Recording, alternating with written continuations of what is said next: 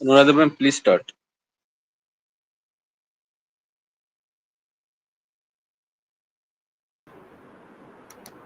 जी sir, कर रही हूँ, मैं प्रेजेंट कर रही हूँ अपनी screen. Okay ma'am.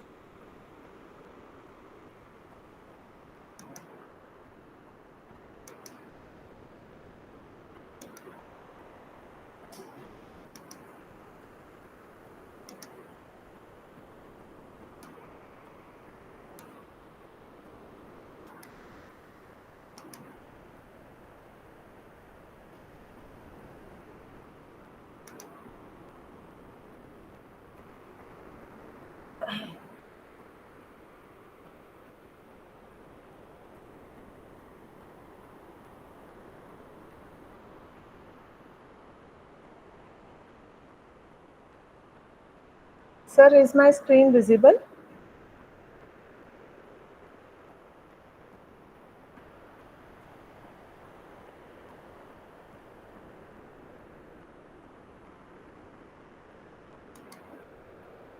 Yes, ma'am, the screen is visible.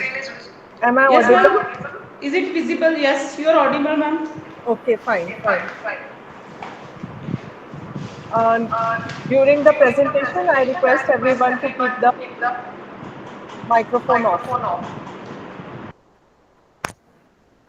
Thank you.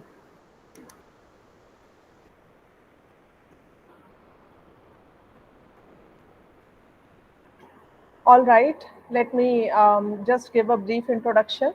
As you can see on the screen, I am Dr. Anuradha Agnihotri, and I am working as an associate professor in Dev Samaj College of Education, which is running a study center for various courses on education. And many of you might have seen me, met me before. I am the program in charge of this study center, which is having the code 06016P. And today we are going to start with your online PGDMA classes, MES 41, which is Growth and Development of Educational Management. और इसमें हम सबसे पहले block 1 से और उसके unit 1 से शुरुआत करेंगे, क्योंकि इसमें इस यूनिट में आपके सभी बेसिक्स जो हैं इस सब्जेक्ट के वो क्लियर किए हुए हैं। तो मैं आपसे रिक्वेस्ट करूंगी कि आप पूरा ध्यान से अटेंटिव होके सुने। जब आपको कोई सवाल पूछना हो तभी अपना हैंड रेज करें। जैसे कमल जी ने हैंड अभी भी रेज किया हुआ है, तो मैं रिक्वेस्ट करूंगी कि आप हैंड तभी रेज करें जब आपको कोई सवाल पूछना हो, और जब मैं नाम लूँ तो आप लोग प्रॉम्प्टली मुझे क्वेश्चन अपना पूछ सकते हैं। बीच में भी पूछ सकते हैं, बाद में भी पूछ सकते हैं। और let us try to make this session interactive, and by asking questions, by responding to your queries, or even if you have anything to share, जैसे आप कोई एग्जाम्पल आपके दिमाग में आ रहा है या कोई घटना याद आ रही है इस टॉपिक से रिलेटेड, तो आप वो भी अपनी शेयर कर सकते हैं हैंड रेज करके। आप चैट बॉक्स का भी ऑप्शन है, उसमें भी आप अपनी चीज़ें लिख सकते हैं। तो हम पहला यूनिट शुरू करते हैं, एजुकेशनल मैनेजमेंट एंड ओवरव्यू। तो उसको शुरू करने से पहले मैं जानना चाहूँगी कि आप में से कितने लोग हैं जो एजुकेशनल फील्ड से ताल्लुक़ रखते हैं, हैंड रेज कर सकते हैं। एजुकेशन फील्ड में यानी कि टीचिंग लाइन में कहीं पे टीच कर रहे हैं, या स्कूल में, कॉलेज में, कहीं भी टीच कर रहे हैं। So I can see majority, I think, of you are concerned with this profession. Thank you. Now you can put off your hand. तो इसमें देखिए, एजुकेशनल मैनेजमेंट क्या है, पहले तो हमें ये समझने की ज़रूरत है कि एजुकेशनल मैनेजमेंट हम कहते किस चीज़ को है। ठीक है,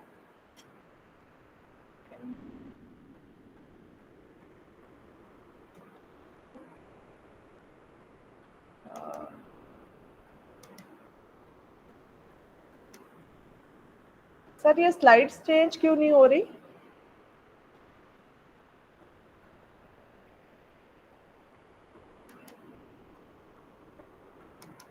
आई am unable to change, switch the next slide.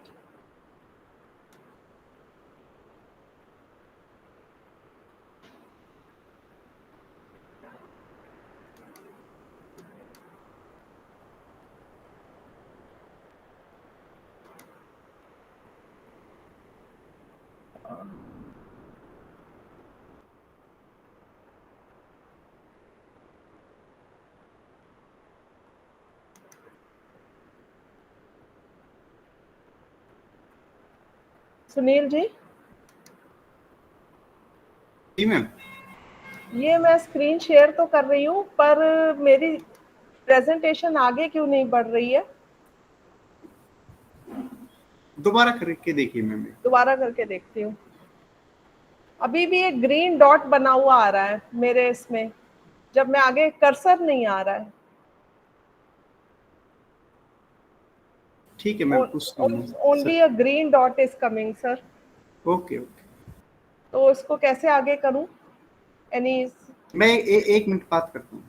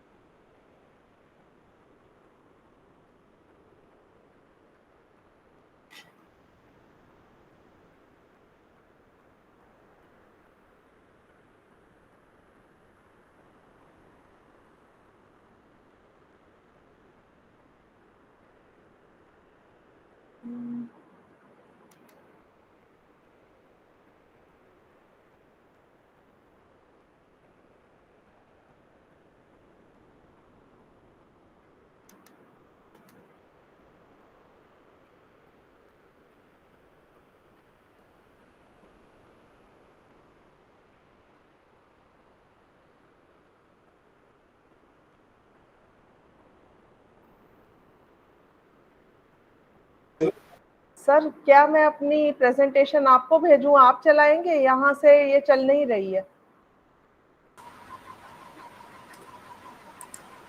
Ma'am मैं ट्राई करता हूँ। नहीं तो मैं आपको भेज देती हूँ, आप चला दीजिए।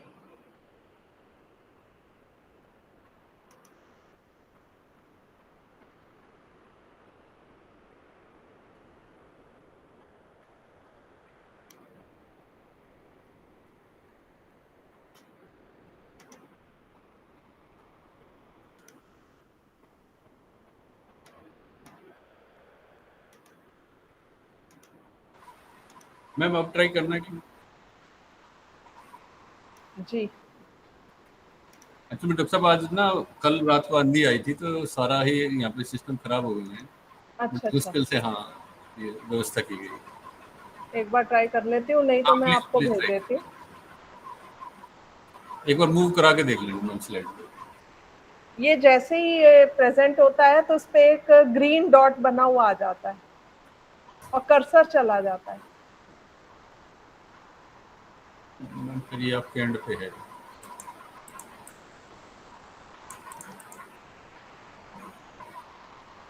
आप क्योंकि क्लिक कर रहे हैं मैम नेक्स्ट वाली स्लाइड के ऊपर एक बार डायरेक्ट बिल्कुल क्लिक।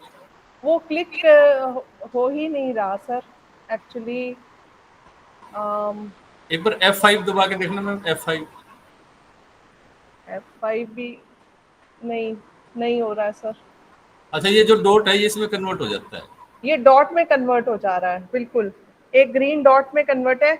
जैसे ही स्क्रीन के बाहर लेके जाती हूँ कर्सर आ रहा है, सिर्फ जितने में प्रेजेंटेशन है उसमें ग्रीन डॉट बन जाता है। मैम और एक काम कर लीजिए ना, इस जी शेयरिंग की बजाय आप डायरेक्ट ओपन करके फिर हाँ, बता दीजिए बच्चों को। कोई तो दिक्कत बच्चे नहीं देख पाएंगे फिर, ये मैम है। उसमें क्या है कि बाद में इनको शेयर कर देंगे, ज्यादा होगा। अच्छा ठीक है, जैसे आप ठीक समझे। जी अभी तो फिर आगे बढ़ना पड़ेगा ना मैम। जी जी जी बिल्कुल ठीक है सर। हाँ ठीक एक्चुअली है क्या है सर, कि अगर मेरे यहाँ पे नेट होता ना मैम फिर मैम यहाँ से रन कर लेते, कोई दिक्कत कोई बात नहीं सर। मैं ठीक है सर, मैं आगे कंटिन्यू कर लेती हूँ। अब मेरी स्क्रीन आपको नहीं दिखेगी। तो मैं जैसा कि जिक्र कर रही थी कि हम सभी एजुकेशन फील्ड से कंसर्न्ड हैं और यहाँ पे हमें अपने इंस्टीट्यूशंस को मैनेज करना पड़ता है। यानी कि यहाँ पे जो भी हमारी एक्टिविटीज़ हो रही हैं, जो हमारे या तो हम ऑब्जेक्टिव्स बना रहे हैं या हम कोई प्लान बना रहे हैं या हम कोई टीचर्स की अपॉइंटमेंट कर रहे हैं, या हमारी कोई को करिकुलर एक्टिविटीज़ हो रही हैं या एकेडमिक एक्टिविटीज़ हो रही हैं, हर चीज़ में हमको टाइम मैनेज करना होता है, रिसोर्सेज मैनेज करने होते हैं, स्टाफ मैनेज कर, सब कुछ मैनेज करना होता है। तो एजुकेशनल मैनेजमेंट जो है वो एक ऐसी फील्ड ऑफ स्टडी है which is concerned with operation of various institutions. Operation में जैसे कि अभी मैंने आपको बताया, different activities like setting objectives, making plans, supervising, motivating, हमारा जो स्टाफ है वो मोटिवेटेड रहे, हम कोऑर्डिनेट करें अपनी एक्टिविटीज़ को। तो अलग अलग लोगों ने इसका अलग अलग व्यू पॉइंट दिया है एजुकेशनल मैनेजमेंट का।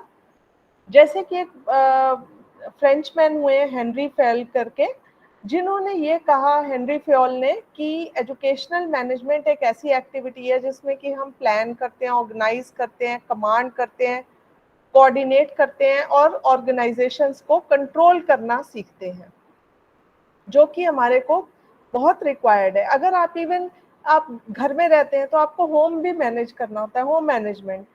अगर आप वर्क प्लेस में हैं तो आपको वर्क प्लेस में मैनेज करना होता है। So it is like everywhere you have to keep managing things, ताकि हमारी सारी चीज़ें जो हैं, सारी एक्टिविटीज़ बैलेंस्ड वे में, ठीक वे में चल सकें। अकॉर्डिंग टू डंकन, इन्होंने कहा है कि एजुकेशनल मैनेजमेंट एक ऐसा प्रोसेस है जिसमें हम सबसे पहले गोल्स फॉर्म करते हैं, फिर हम देखते हैं कि उसके लिए हमारा क्या एक्टिविटीज़ होनी चाहिए, जो कि इंस्टीट्यूशनल फिलॉसफी पे गवर्न होती है। हमारी इंस्टीट्यूशन की सबकी अपनी एक फिलॉसफी होती है, जिसमें कि हमें वैल्यूज़ भी देनी होती हैं, कुछ प्रिंसिपल्स होते हैं, कुछ हमारे जिसमें हम कह सकते हैं कि हम अपनी सारी एक्टिविटीज़ को गवर्न करते हैं।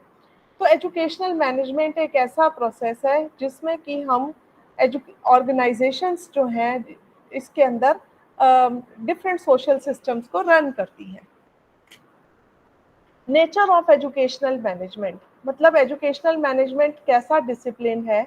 It is a field of study, science of study, और you can say even arts, जो भी आप इसको कहना चाहें, क्योंकि एक मैनेजमेंट अपने आप में एक इंडिपेंडेंट डिसिप्लिन है। It is a universal discipline, it is a very purposeful activity. Like हमारे जो एजुकेशन के इंस्टीट्यूशन के एम्स होते हैं, उसके पर्पस को फुलफिल करने के लिए ये एजुकेशनल मैनेजमेंट हमारा चलता है। Then it is also a social process. Social process का मतलब है कि हमें यहाँ पे लोगों को मैनेज करना होता है और कोऑर्डिनेट करना होता है। इसमें हमारी कोऑर्डिनेटिंग एजेंसीज भी होती हैं, जैसे आपका इंस्टीट्यूशन है, सरकारी होगा या गैर सरकारी होगा, गवर्नमेंट या प्राइवेट। तो अगर प्राइवेट है तो उसकी अपनी मैनेजमेंट होती है, और गवर्नमेंट है तो गवर्नमेंट उसको मैनेज करती है।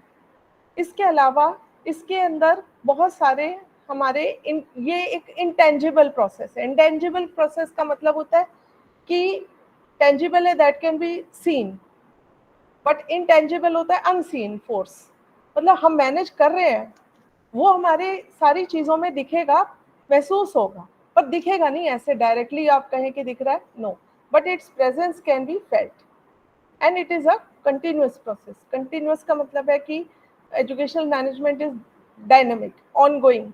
हर वक्त हमें एजुकेशन इंस्टीट्यूशंस को लगातार मैनेज करना होता है। And it is a composite process. Composite का मतलब इसमें मल्टीपल एक्टिविटीज़ होती हैं, जैसे कि planning, coordinating, directing, supervising, staffing and controlling. और ये सारे फंक्शंस जो हैं ये आपस में एक इंटर रिलेटेड होते हैं।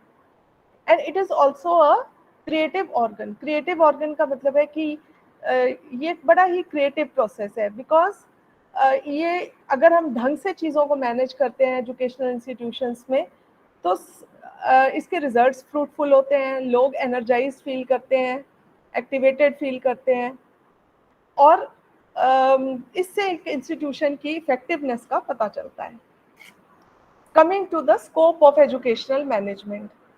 नाउ एजुकेशनल मैनेजमेंट का जो स्कोप है अनलिमिटेड है, वाइड है, बहुत ज़्यादा वाइड है, क्योंकि इसके अंदर हम चाहे वो कंप्यूटर मैनेजमेंट हो, चाहे एग्जामिनेशन को मैनेज करें या करिकुलम को करें, या हमारे इंस्टीट्यूशन का इंफ्रास्ट्रक्चर है, फैसिलिटीज़ हैं, फाइनेंस है, स्टूडेंट्स का मैनेजमेंट है कि नंबर हमारा कम तो नहीं हो रहा, टीचर्स का मैनेजमेंट है कोई शॉर्टेज तो नहीं हो रही, लेबोरेटरीज, इंफ्रास्ट्रक्चर, क्लासरूम में हमारा फर्नीचर है, लैब्स हैं, और सबसे इम्पॉर्टेंट है कि हम बच्चों को अपने मोटिवेटेड, टीचर्स को, स्टाफ को मोटिवेटेड और उनकी अचीवमेंट्स को हम एक कंटिन्यूअस प्रोग्रेशन में लेके जाते हैं। तो इसलिए हम कह सकते हैं कि एजुकेशनल मैनेजमेंट का फील्ड जो है वो हर एरिया में, हर स्फीयर में जो कि किसी एजुकेशनल इंस्टीट्यूशन की होती है देखने को मिलता है।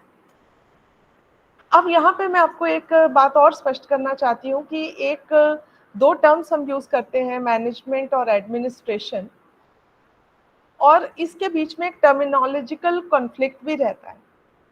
तो हमें ये जो कॉन्फ्लिक्ट है इसको आज समझने की ज़रूरत है कि मैनेजमेंट और एडमिनिस्ट्रेशन में क्या फ़र्क है। तो अलग लोगों ने इसके व्यूज़ दिए हैं, 3 व्यूज़ मैं आपसे शेयर करूंगी, और ये कॉन्फ्लिक्ट रेज किया था ओलिवर शेल्डन ने 1923 में। तो पहला व्यू ये है कि एडमिनिस्ट्रेशन जो है एक डिटर्मिनेटिव फंक्शन है और मैनेजमेंट जो है वो एक एग्जीक्यूटिव फंक्शन है। डिटर्मिनेटिव फंक्शन का मतलब होता है कि हमारे ऑब्जेक्टिव्स से डिटरमिन्ड होता है, हर इंस्टीट्यूशन के अपने ऑब्जेक्टिव्स होते हैं, उससे डिटरमिन्ड होता है। और जो मैनेजमेंट है वो एक एग्जीक्यूटिव फंक्शन है। एग्जीक्यूटिव फंक्शन का मतलब होता है जिसमें हम अपनी डिफरेंट एक्टिविटीज, पॉलिसीज और प्रिंसिपल्स को चलाते हैं, एग्जीक्यूट करते हैं। और ये व्यू जो है वो हमारा न्यूमैन, शेल्डन, स्प्रीगल और मिलवर्ड, इन्होंने सपोर्ट किया हुआ है। दूसरा व्यू होता है कि एडमिनिस्ट्रेशन जो है वो एक नैरो टर्म है which is a part of management, and management एक जेनेरिक टर्म है जो कि जिसके अंदर एडमिनिस्ट्रेशन उसका हिस्सा होता है। इस व्यू को ब्रेच ने दिया था, जिसने कहा कि मैनेजमेंट जो है ये एक सोशल प्रोसेस है। सोशल प्रोसेस क्योंकि इसमें बहुत सारे लोग इन्वॉल्व होते हैं, और इसमें 3 लेवल्स होते हैं, top level, middle level and supervisory level. Top level होते हैं जो कि पॉलिसी मेकर्स हैं, जैसे कि हमारी NEP 2020 है तो उसको पॉलिसी मेकर्स ने बनाया है, वो टॉप लेवल होती है हिरार्की। या हमारी गवर्नमेंट की बॉडीज हैं जो they are the policy makers. फिर है मिडिल लेवल यानी कि डिपार्टमेंट लेवल, जैसे कि हमारे साइंस डिपार्टमेंट है या मैथ्स डिपार्टमेंट है या इंग्लिश डिपार्टमेंट है, ये हमारे डिफरेंट डिपार्टमेंट्स हैं। और तीसरे होते हैं सुपरवाइजरी। सुपरवाइजरी का मतलब जो है कि जो हर एक्टिविटीज़ पे कंट्रोल करते हैं, सुपरवाइज करते हैं, जैसे हमारा नॉन टीचिंग स्टाफ होता है या सपोर्टिंग स्टाफ होता है, या हमारे इवन सुपरविजन में हमारे जैसे DEOs भी होते हैं जो कि हमारे इंस्टीट्यूशंस का सुपरविजन करते हैं। तो ये दूसरा व्यू है। और तीसरा व्यू है कि there is no distinction between management and administration, यानी कि मैनेजमेंट और एडमिनिस्ट्रेशन वो कहते हैं कि सेम ही बात है, इसको सिनोनिमसली यूज कर सकते हैं। इस व्यू को भी कई लोगों ने सपोर्ट किया, जैसे मैकफार्लैंड ने कहा कि मैनेजमेंट एडमिनिस्ट्रेशन ये वर्ड तो हर जगह कॉमनली गवर्नमेंट ऑफिस में हर जगह यूज होता है, तो कोई डिफरेंस नहीं है। तो व्हीलर ने कहा कि आप ना तो इसे ये बोलिए मैनेजमेंट, ना बोलिए एडमिनिस्ट्रेशन, बल्कि बोलिए बिजनेस मैनेजमेंट। इन्होंने अपना ही टर्म दिया, क्योंकि उन्होंने कहा कि कोई भी ऑर्गेनाइजेशन एक बिजनेस एंटरप्राइज होती है।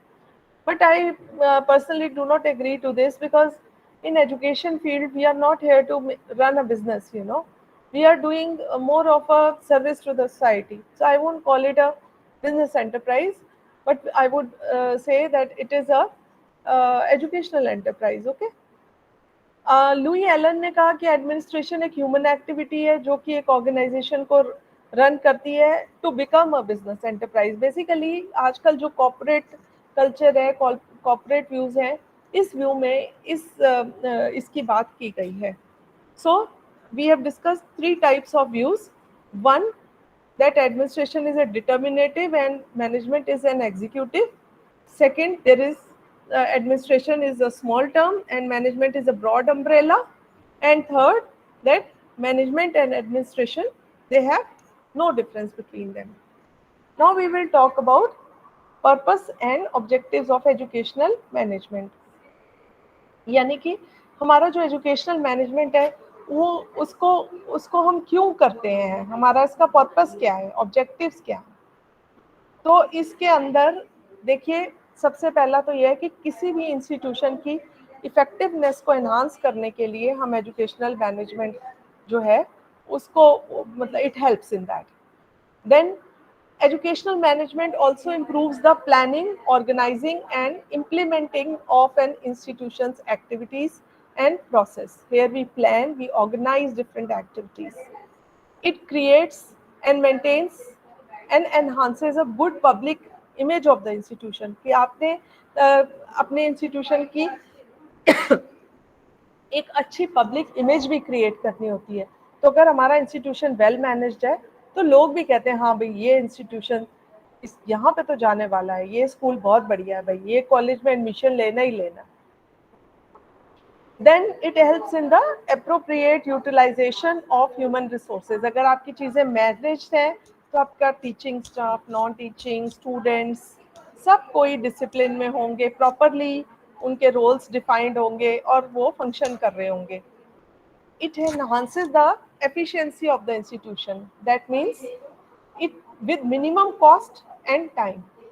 तो कम समय में कम खर्चे में अगर हमारा इंस्टीट्यूशन अच्छी आउटपुट दे रहा है in terms of students, enrollment and their results, तो हम कह सकते हैं वो एक एफिशिएंट इंस्टीट्यूशन है। तो अच्छा मैनेज्ड इंस्टीट्यूशन एक इफेक्टिव इंस्टीट्यूशन भी होता है, एफिशिएंट इंस्टीट्यूशन भी होता है। It also facilitates optimum utilization of the facilities. अगर आपके पास बिल्डिंग है तो आप बिल्डिंग को कितना ज़्यादा अच्छी तरह यूज़ कर रहे हो। आपके कमरे हैं खाली पड़े हैं, आप क्या उनमें समर की हॉलीडेज़ हैं, आप उसमें कोई समर कैंप्स लगा सकते हो, कोई एक्टिविटीज़ कर सकते हो। So it helps in the optimum utilization of the facilities. Then it prevents duplication of work. Duplication का मतलब है कि हम कई बार क्या होता है कि हमारे एफर्ट्स वेस्ट हो जाते हैं। अगर हमने चीज़ों को मैनेज ना किया और एक ही काम 2 लोगों को बता दिया तो क्या होगा, हमारी ग्रॉस वेस्टेज है, टाइम की वेस्टेज, रिसोर्स की वेस्टेज, मनी की wastage. It enhances job satisfaction. जैसे कि हम कहते हैं कि हमारे जो स्टाफ मेंबर्स हैं वो दे शुड बी सेटिस्फाइड, अपनी जॉब से सेटिस्फाइड, कंडीशन से सेटिस्फाइड होने चाहिए। It enables the institution to create a congenial school and college climate. एक अच्छा environment बनाने के लिए भी हमें एजुकेशनल मैनेजमेंट की ज़रूरत होती है। और इंटरपर्सनल हमारे जो कॉन्फ्लिक्ट्स होते हैं आपस में, कई बार जब हम साथ में रहते हैं, कोई टीचर्स के बीच में या नॉन टीचर टीचिंग स्टाफ के बीच में या सपोर्टिंग स्टाफ के बीच में कोई कॉन्फ्लिक्ट्स हो जाते हैं, कोई डिबेट्स हो जाते हैं, तो उसको हमें सॉल्व करना भी, इससे हमें पता लगता है कैसे सॉल्व करना है। फिर इंटरपर्सनल कम्युनिकेशन भी प्रमोट होती है। इंटरपर्सनल कम्युनिकेशन का मतलब है हमारे जैसे स्कूल के, कॉलेज के जो मेंबर्स हैं उनमें आपस में एक वी फीलिंग होना, एका होना, साथ मिलके टीम स्पिरिट में काम करना। एक ये नहीं कि भी मैंने उससे बात नहीं करनी, उसने मुझसे बात नहीं करनी, ऐसा नहीं होना चाहिए। फिर इसमें जो प्रिंसिपल और हेड टीचर है उसका रोल बड़ा इम्पोर्टेंट होता है कि वो सारी चीज़ों को कंट्रोल और कोऑर्डिनेट कर रहा होता है। उसकी रिस्पॉन्सिबिलिटीज़ थोड़ी सी ज़्यादा होती है इस मायने में कि उसको हर चीज़ मैनेज करनी होती है। तो इसीलिए now let us discuss the importance of educational management. तो जैसा कि मैंने बताया कि आपका जो पर्पस है वही इसकी इम्पोर्टेंस भी है बेसिकली, कि हम एक अच्छा एनवायरनमेंट बनाने के लिए, रिकॉर्ड्स को प्रॉपरली मेंटेन करने के लिए। अगर आप मैनेज नहीं करोगे तो क्या होगा, हमारे रिकॉर्ड्स इधर उधर बिखरे होंगे, हमें मिलेंगे नहीं टाइम पे, जब हमें कुछ चाहिए होगा तो हमें कुछ नहीं मिलेगा। स्टूडेंट्स को गाइडेंस एंड काउंसलिंग प्रोवाइड करने के लिए, उनकी इंस्टीट्यूशनल मटेरियल इफेक्टिवनेस को एनहांस करने के लिए, आपस में कम्युनिकेशन को प्रमोट करने के लिए, और जो हमारा करिकुलम है, को करिकुलर एक्टिविटीज़ है, टाइम टेबल है, डिसिप्लिन है, हर चीज़ को वेल मेंटेन रखने के लिए। Then also helps in decision making and problem solving. सही डिसीजन सही टाइम पे लेना, प्रॉब्लम्स को सबकी सॉल्व करना, स्टाफ को मोटिवेट करना, आपस में इनके जो भी कॉन्फ्लिक्ट्स हैं उनको, और स्ट्रेस को, ख़ास तौर पे आजकल टीचिंग प्रोफेशन में बहुत ज़्यादा स्ट्रेस होने लग गया है। तो इनको स्ट्रेस को भी हमें कैसे रिड्यूस करना है और एक टीचिंग लर्निंग प्रोसेस को हमें कैसे इम्प्रूव करना है ओवरऑल, इससे हमें ये पता लगता है। Now coming to dimensions of educational management, यानी कि एजुकेशनल मैनेजमेंट जो है इसके क्या डायमेंशंस हैं। तो मैं आपको बताना चाहती हूँ एजुकेशनल मैनेजमेंट के 4 डायमेंशंस होते हैं।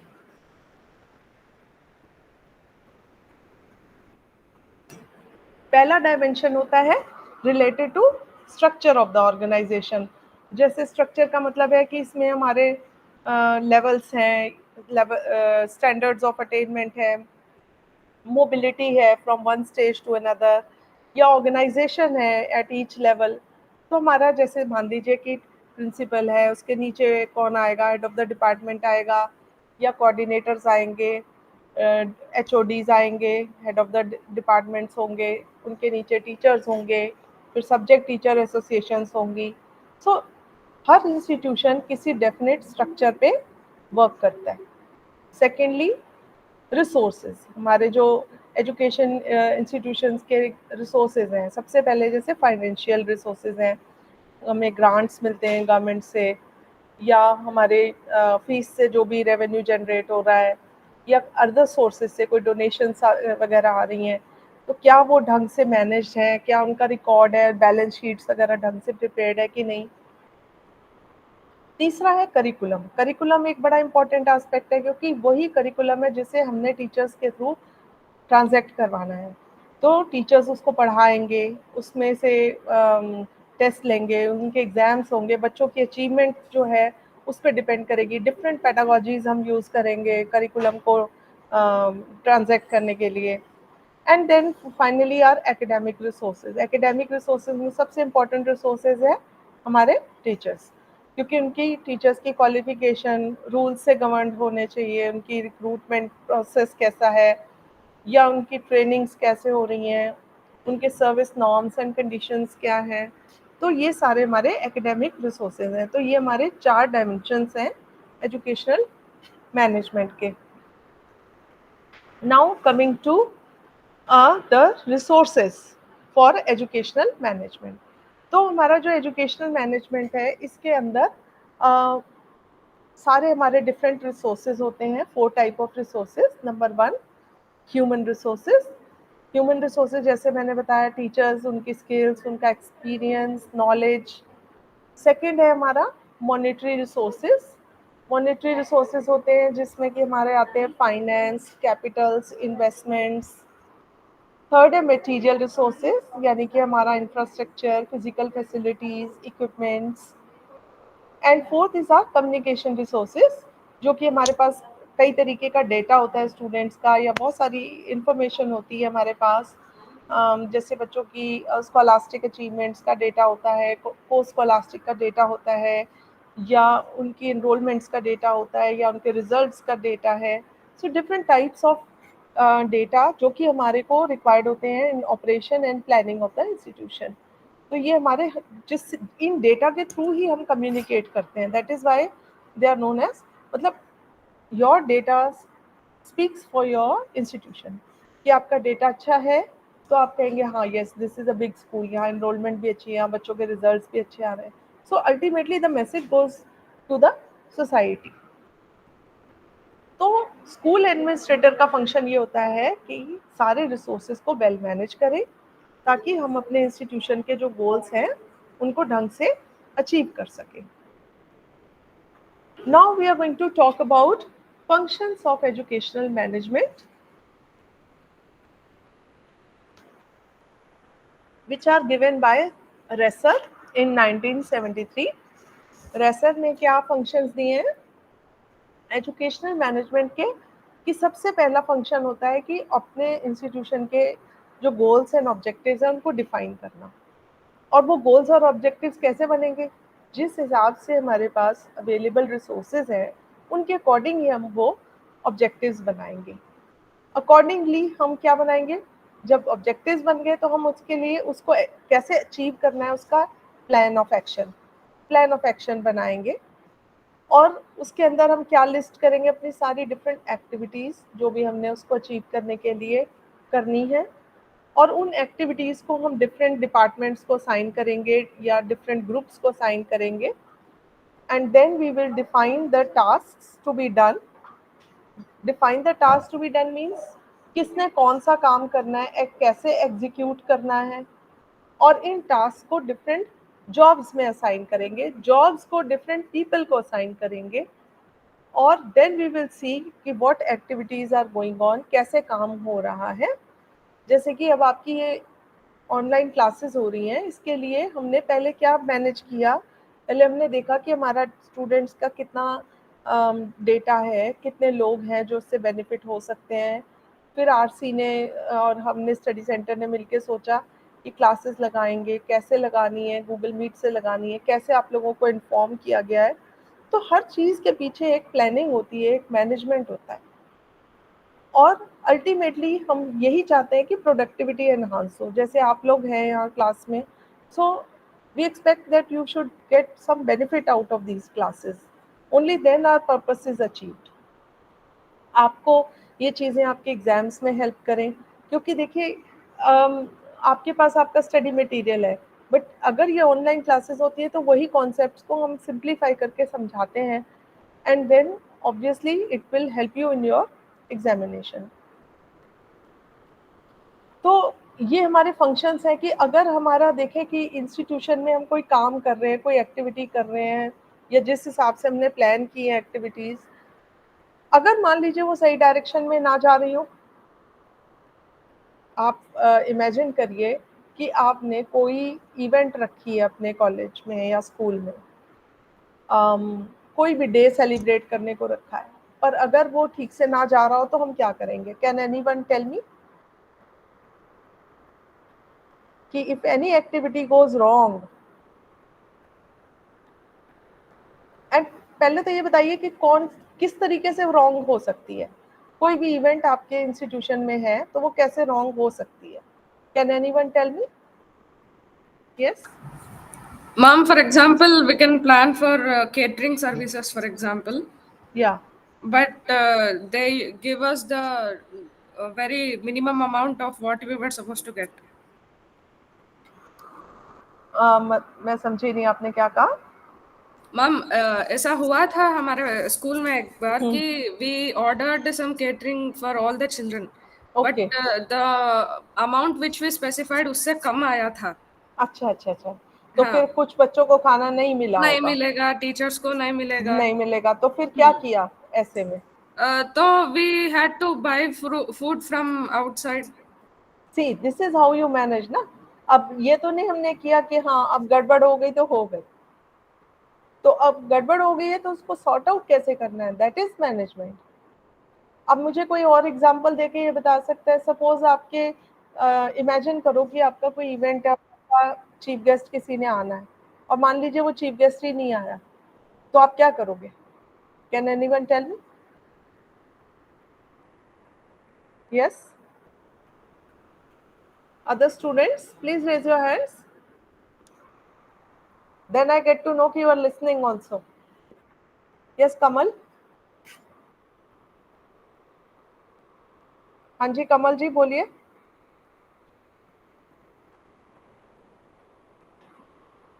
एक्चुअली जब आप हैंड रेज करते हैं फिर बोलना भी होता है। देवेंद्र जी? Yes, ma'am. Actually, in case our chief guest is not coming, तो we should go with the second option. या तो Yeah. हमें या तो प्रिंसिपल को या किसी को लाइक रिक्वेस्ट करके उस समय मतलब फंक्शन मस्ट गो, हमें उसको प्रिंसिपल को रिक्वेस्ट कर सकते हैं कि आप उसको sorry my voice is equal. Kamal ji आप अपना बंद करिए। Okay, ma'am. आपका इको कर रहा है। तो आपने बिल्कुल ठीक कहा देवेंद्र जी कि अगर शो मस्ट गो ऑन, नहीं अगर Yes, हमारी ma'am. कोई प्रॉब्लम आ गई है, चीफ गेस्ट नहीं आया है, तो ये आपने प्राइज डिस्ट्रीब्यूशन रखा हुआ है, फंक्शन रखा हुआ है, कोई डे सेलिब्रेट करने रखा है, अब स्टूडेंट्स जो है नहीं तो वो बहुत ही डिस्करेज हो जाएंगे, डिमोटिवेट हो जाएंगे, नहीं? Yes, तो ma'am. इसको हम कहते हैं रेमीडियल एक्शन। अगर मान लीजिए कभी कोई प्रॉब्लम फोर्सी करें तो हमें अकॉर्डिंगली रेमीडियल एक्शन भी ले लेना चाहिए, मतलब जिसे क्या कहते हैं, मौके की Backup plan. नज़ाकत को हाँ, बैकअप yes. प्लान लेके चलना चाहिए, Backup बैकअप plan. लेना चाहिए। Very good backup plan. तो अब मैं आपको बताऊंगी कि एजुकेशनल मैनेजमेंट जो है इसका प्रोसेस कैसा रहता है, ठीक है। तो इसके जो प्रोसेस में 5 स्टेप्स होते हैं। एजुकेशनल मैनेजमेंट का जो प्रोसेस है इसमें 5 स्टेप्स होते हैं। सबसे पहला स्टेप होता है प्लानिंग, फिर है organizing, staffing, directing and controlling. Okay, so we will discuss all these steps one by one. First of all, we will talk about planning, है ना? Can you tell me what kind of planning do you do in your daily life in your institution? Yes, I can see some student J Sassy. Ma'am, we plan everything in our life because without planning nothing is impossible in our home. We plan number of activities that what to make in the kitchen and how to manage the time. And in our institution, for example, if we're dealing the students of research, first of all we meet them and we assign them their research proposal and give them problem, and everything in every institution work in a planning process. Very good. बहुत अच्छी बात कही। Anyone else? Ritesh, महिमा,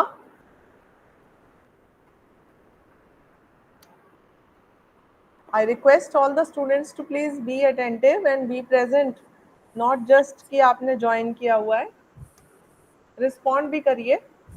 As a teacher, we plan what to teach student in a class. Yes, what to teach, that what is it known as, इसको हम क्या कहते हैं? Planning. We plan before teaching students. That is called lesson planning. Lesson planning. Right. हाँ, और इसके अलावा क्या planning required है? जैसे मान लीजिए आप एक सिचुएशन इमेजिन करिए, आपके यहाँ एग्जाम होने हैं, ओके? तो कैन एनीवन टेल मी कि एग्जाम लेने से के टाइम पे हमको किस तरह की प्लानिंग रिक्वायर्ड है? मैम फर्स्ट ऑफ ऑल तो स्केड्यूल देखना पड़ता है, एग्जाम का स्केड्यूल बनाना पड़ता है, from what day to which date and timings. हाँ, शेड्यूल बनाना पड़ता है और स्टाफिंग किसकी ड्यूटी लगानी है?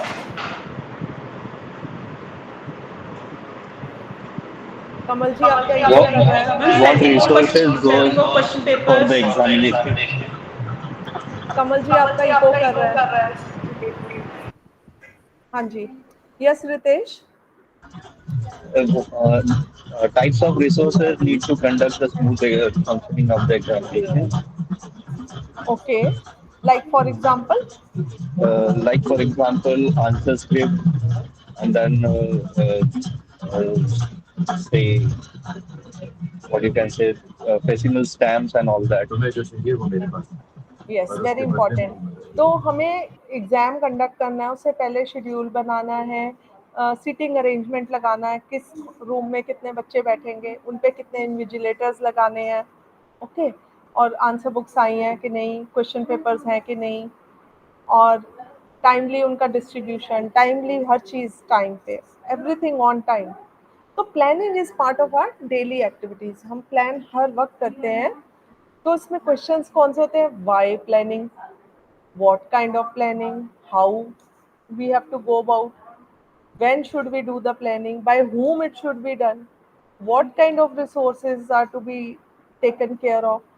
तो प्लानिंग एक ऐसा इम्पोर्टेंट प्रोसेस है जो कि हमारे गोल्स को, स्ट्रेटजीज को, ऑल्टरनेटिव्स को, रिसोर्सेज को, सबको डिसाइड करने में हेल्प करता है। तो मतलब अगर हमने प्लान किया हो तो हमारे गोल्स अचीव हो सकते हैं, हम स्ट्रेटजीज जो हैं अप्रोप्रिएट यूज़ करेंगे, हमारे रिसोर्सेज जुडिशियसली यूज़ करेंगे, वेस्ट नहीं करेंगे।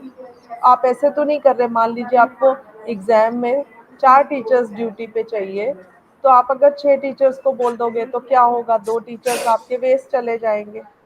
And then there are certain payment norms.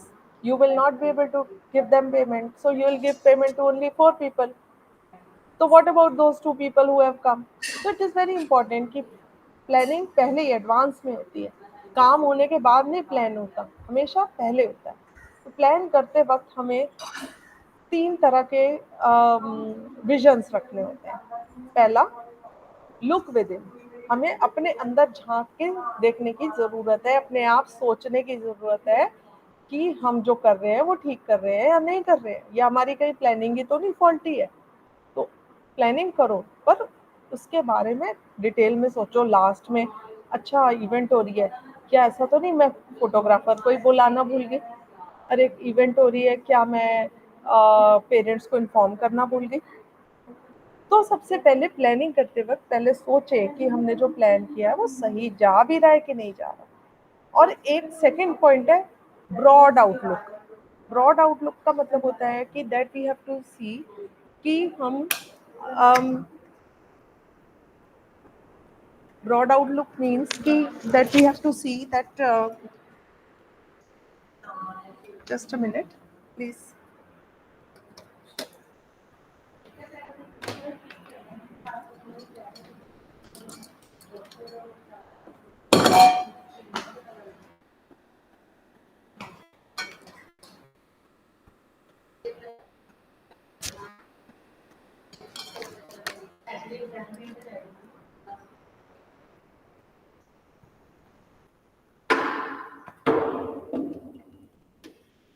Just give me a minute.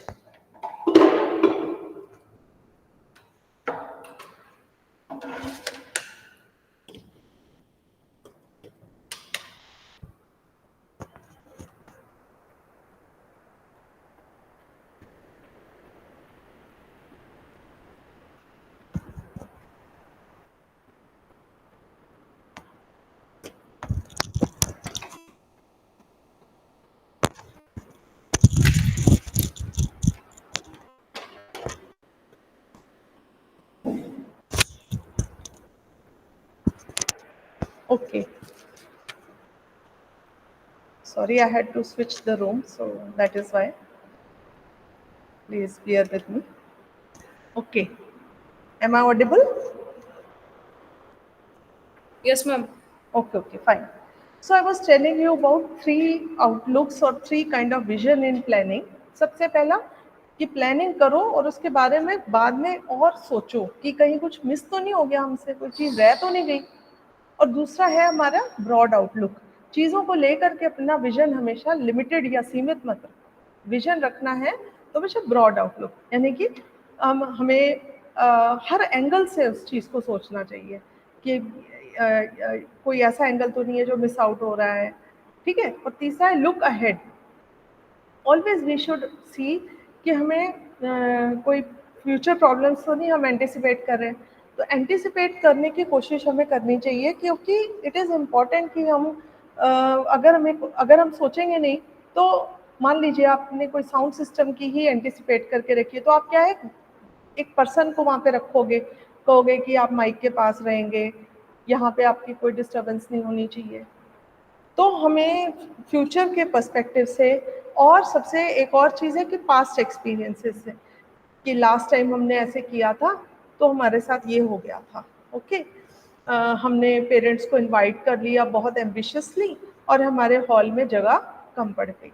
तो अब ये चीज़ें क्या है, इसका मतलब क्या है, हमारी प्लानिंग में कहीं ना कहीं कोई कसर रह गई। तो इट इज़ इम्पॉर्टेंट कि हम हर चीज़ की प्लानिंग करें। मैं क्यों एम्फेसाइज कर रही हूँ, क्योंकि अगर हम किसी भी चीज़ को अच्छे से प्लान करते हैं ना, तो आप समझ लीजिए वो हाफ तो एग्जीक्यूट हो गई।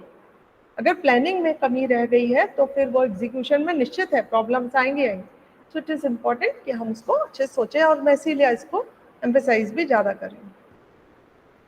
तो मैं कुछ बातें आपको यहाँ पे ये ज़रूर बताना चाहूँगी कि अगर आपने कितनी भी best of the best planning कर ली है ना, ज़रूरी नहीं है कि उससे हमेशा 100% हमारा जैसा हमने सोचा वैसे ही होगा, है ना। कितना भी हम प्लान कर ले, लाइफ भी ऐसे ही है ना, हम बहुत कुछ प्लान करते हैं पर होता वही है जो होना है ना। तो कई बार ऐसी चीज़ें होती हैं कि हम जिनको फोर्सी नहीं कर पाते हैं, या अनफोर्सीन चीज़ें हैं, या अनएक्सपेक्टेड चीज़ें जो हो जाती हैं। जैसे कि आपका कोई प्रोग्राम चल रहा है और कोई बच्चे को चोट लग गई, कोई गिर गया, अब ये आपने एंटिसिपेट नहीं किया हुआ था, तो आपका पूरा प्रोग्राम थोड़ी देर के लिए रुक गया। तो जितनी अच्छी आप प्लानिंग कर लें, it is not always that it will guarantee success, that we have to keep in mind. अगर हम ये सोच के चलेंगे नहीं जी हमने तो 100% प्लानिंग किया, हमें तो 100% सक्सेस चाहिए, तो ऐसा होने नहीं वाला है। सेकेंडली कि प्लानिंग जो है ना हमको हमारी डिसीजन मेकिंग में के लिए एक गाइडलाइन प्रोवाइड करती है कि हमने सही डिसीजन ले पाना है, तो हमारी प्लानिंग अगर अच्छी होगी तभी हम सही डिसीजन पे पहुंचेंगे।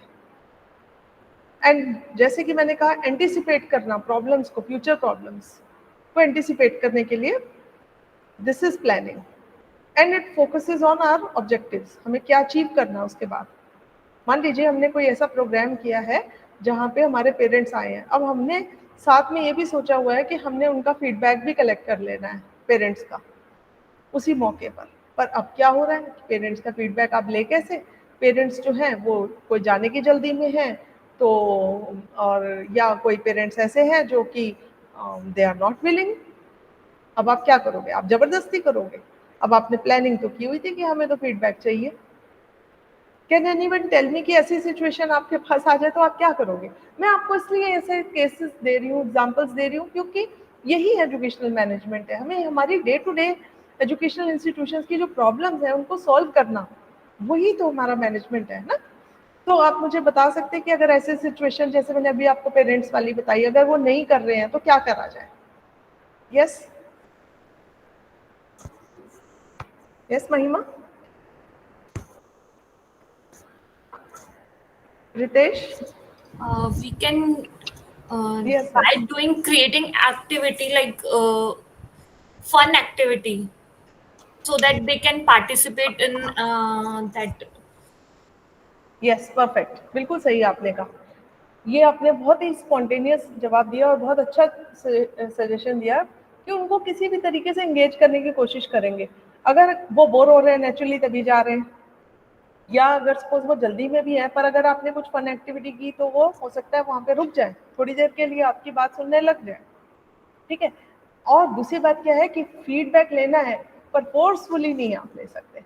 वही कहते हैं ना, जो काम प्यार से हो सकता है उसके लिए कोई फोर्स यूज करने की जरूरत हमें नहीं पड़नी चाहिए। तो प्लानिंग जो है बहुत तरीके से, बड़ी सिस्टमेटिक तरीके से करनी होती है। अच्छा, अब यहाँ पे मैं ये भी बताऊंगी कि प्लानिंग क्या चीज नहीं है, प्लानिंग क्या नहीं है, what planning is not. Number 1, planning is not forecasting. Not forecasting का मतलब you can not predict, there is no absolutes in life. आप 100% कोई भी चीज होगी, you can not say. You can make some projections little bit, but you can not make even 100% projections कि हमने last time तो ऐसे ही किया था, इस बार भी हम ऐसे ही करेंगे, अगली बार भी हम 100 साल तक हम यही करते रहेंगे। No, every time we need to change, we have to think that planning always needs to take a different form, needs to take a different shape, so that we can do better things in life. Otherwise we'll keep repeating ourselves, we'll keep repeating the mistakes, we'll keep repeating the good things also. At one point of time we'll be bored, हम bore हो जाएंगे, हमें अच्छा ही नहीं लगेगा, हम कहेंगे अरे यार वही बार बार चीजें कर करके हमें अच्छा नहीं लग रहा। तो प्लानिंग जो है फोरकास्टिंग नहीं है। Planning does not make future decisions, it always helps you to think on those lines, but please don't be biased. If you are biased, then your planning is also biased. Then you will never be able to encounter what kind of problems you might expect in future. And definitely planning is not static, it is dynamic.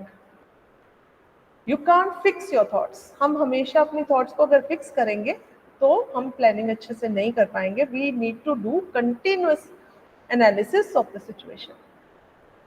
Only then we can do proper planning. तो जो plans होते हैं हमारे, वो बहुत सारी चीज़ों पे डिपेंड भी करते हैं कि हमारे पास हमारा एजुकेशनल स्ट्रक्चर। हम प्लान तो तब बनाएंगे जब हमारे पास उस चीज़ को करने के लिए रिसोर्सेज होंगे, लोग होंगे, मौके होंगे, और कोई पैरामीटर्स होंगे, हमारे डिफरेंट वेरिएबल्स जो होंगे वो हमारे अंडर कंट्रोल होंगे, है ना। हम कोई भी प्रोग्राम ऑर्गेनाइज कर रहे हैं, ठीक है, हमने ऑर्गेनाइज कर लिया जुलाई के महीने में या अगस्त के महीने में। अब आपको पता है जुलाई अगस्त का महीना कैसा होता है, बहुत गर्मी होती है। अब आपने एक प्रोग्राम कर लिया 3 घंटे का, तो प्लानिंग में फॉल्ट यहीं पे ही है। गर्मियों में इतना लंबा फंक्शन आपने कर लिया 3 घंटे का, तो कौन वहाँ बैठने वाला है, और उसका इफेक्ट भी नहीं रहेगा। हमेशा याद रखो कि जो इवेंट जितनी क्रिस्प शुरू होती है उतनी ही क्रिस्प खत्म हो जाती है, उसका इम्पैक्ट हमेशा ज़्यादा होता है। और जो इवेंट हम बहुत ज़्यादा प्रोलॉन्ग कर देते हैं, जिसके अंदर अननेसेसरी एलिमेंट्स डाल के we try to make it like more कि हम बहुत ज़्यादा शो करना चाहते हैं, शो ऑफ करना चाह रहे हैं, but ultimately it turns out to be a fiasco. So हमें ये देखना है कि हर चीज़ में हमारी जो स्मूथली भी सारी चीज़ें चले, और हमारे स्टैंडर्ड्स ऑफ कंट्रोल भी होने चाहिए कि आप काम तो कर रहे हैं पर उस स्टैंडर्ड से नहीं कर रहे। आपने कोई प्रोग्राम किया, उसमें आपने अपने इंस्टीट्यूशन की अचीवमेंट्स को हाईलाइट किया, राइट? हम नॉर्मली हाईलाइट करते हैं, अगर आपने हाईलाइट किया, बट आपने उन अचीवमेंट्स को हाईलाइट उस तरीके से नहीं किया जिससे कि वो लोगों तक अच्छे से पहुंचे। फॉर एग्जांपल, आपने कोई प्रेजेंटेशन नहीं दिखाई, ऐसे वर्बली बोल के रिपोर्ट पढ़ दी, तो किसी को क्या मतलब है भाई आपकी रिपोर्ट से? लोग बोर हो जाएंगे, इवन स्टूडेंट्स भी बोर हो जाएंगे। आपने क्या करना है, उसको इंटरेस्टिंग बनाने के लिए वहाँ पे कोई प्रेजेंटेशन दिखाए, कोई एक्टिविटीज करवाएं, तो क्या होगा, वो अलग तरीके से आपकी दिखाई देगी, उसका असर, उसका इम्पैक्ट ज़्यादा होगा। तो अब आ गई प्लानिंग की बात। इसके बाद हमारा सेकंड स्टेप आ जाता है ऑर्गेनाइजिंग। तो प्लान हमने कर लिया, पर हमने जब ऑर्गेनाइज करना है तो नेचुरली जो प्लानिंग किया उसके हिसाब से ही ऑर्गेनाइज करना है। They are inseparable, it is linked to planning. So organizing means deciding what activities to be organized to achieve organizational goals. And different activities we keep organizing throughout the year. Some are national importance, some are important from the point of view of teachers, some are important from the point of view of community members, है ना? So अलग अलग लोगों के हिसाब से हमने ये एक्टिविटीज़ को प्लान किया होता है और डिवाइड किया होता है। तो इनको हमें क्लासीफाई करना भी बहुत ज़रूरी है कि हमने सोशल सर्विस एक्टिविटीज़ रखी है कि नहीं, हमने कोई एक्टिविटीज़ स्टूडेंट्स की करियर काउंसलिंग के लिए रखी हैं, या उनकी इमोशनल काउंसलिंग के लिए रखी हैं, या उनकी आजकल की जो बच्चों में प्रॉब्लम्स आ रही हैं उनके ऊपर क्या हमने कोई सेशंस रखे हैं कि नहीं किए। अब मान लीजिए आजकल के बच्चे हैं, उनको बहुत सारे आप देख रहे हो प्रॉब्लम्स है, सोशल मीडिया का इम्पैक्ट बहुत ज़्यादा है, and they are facing so many different types of problems. तो we have to think that way कि हमने एक्टिविटीज़ क्या हर तरीके की एक्टिविटी की है। फिर हमारे जैसे अगर कॉलेजेस हैं या यूनिवर्सिटीज़ हैं, उनमें कॉन्वोकेशंस होती हैं, तो कॉन्वोकेशन में प्रॉपरली डिग्रीज डिस्ट्रीब्यूट की जाती है। तो हर एक्टिविटी को हमने क्लासीफाई करना है, और every activity is equally important. We can not say कि this activity is important so we are doing and other activities can take a back seat. No, every activity is important, because ultimately what we are doing is we are targeting the cognitive functioning of the institution, the affective functioning, the cognitive functioning of our students, of our teachers, and we are trying to bring all round harmonious improvements in the institutional function. So these activities then apne decide karni, and then you have to assign these activities to different people also, different departments. Some could be a departmental activity, some could be an institutional activity, some could be a individual activity. Like for example, there is a seminar committee, so you will assign कि भी हाँ decide करोगे, plan करोगे कि हमने इस साल 3 या 4 सेमिनार्स करने हैं, या for that matter you want to run different value added courses, so you will plan for different value and you will assign कि इसको कौन सा करना है, क्या करना है। असाइन भी कर सकते हो, उनसे सबसे बढ़िया तो ये है कि हमें पूछना चाहिए, we should always ask our teachers कि what activity they are interested in doing. If they are interested in doing as per their taste अगर एक्टिविटी होगी तो naturally they will enjoy more. If you will try to force upon an activity, then they will do the activity for the heck of doing, but they will not enjoy it. So our purpose is not that कि हमने सिर्फ करवाना ही है, हमने करवाना है और बहुत अच्छे से करवाना है. So that is very important, that assigning activities and then deciding hierarchy of decision making. Now I would like to ask a question to all of you कि आपके institution में hierarchy किस तरीके की है? First of all, you have to tell me what kind of institution you are working in, and you have to tell me the kind of structural hierarchy you have. Hierarchy, you understand, administrative roles and responsibilities, how they are being carried out in your own institution. Yes, please raise your hands. Yes, Kamal. Yes, Kamal. Ma'am, I am teaching in an education college. Okay, and fine. At the top level, there is management, and after that, staff, teaching staff, then assistant staff, and then there is a technical staff, and the last one is peons and others, cleanliness staff who support us in different type of activities. Okay, fine. So, Kamal, can you tell me, are these functions being organized in proper way? The role of management is to assign duties to the teachers, and mainly they manage with monetary forms as well as the admission. On the other hand, the duty of the teacher is to teach students and guide students and help them in their MA education work as well as in B.Ed. And technical staff support students as well as teachers in filling of form, as well as they manage their salaries. And the staff which is helpful for the assistants like peons and cleanliness staff, they help us for different type of hospitality, as well as they help us in arranging different type of stationery, etc. Very good. So, do you ever face any problem in these kind of responsibilities? Ma'am, sometimes I feel that the person who is assigned some type of duties, they are not properly managing their duties, and they think that it is not their duty, and they do not want to work properly, and sometimes they are not working wholeheartedly. This is the main problem, and they try to blame others for their negligence. Okay. So this is a very common practice. You can Yes, put it on is very common in all institutions. This is very Yeah, common. you can put on the Okay. So जब हमारे से कोई गलती होती है तो हम कोशिश ये करते हैं कि गलती का जो ठीकरा है वो दूसरे के सिर में फोड़ दें, और जब हमें सक्सेस मिलती है तो उसका क्रेडिट हम खुद रख लेते हैं. But in institutional functioning, it does not happen like this. It does not work like this. आप अगर सक्सेस है या आपके फेलियर्स हैं, सबका म्यूचुअल क्रेडिट होगा, चाहे वो एडमिनिस्ट्रेटर्स हो, चाहे वो टीचर्स हो, पॉलिसी मेकर्स हो, everybody.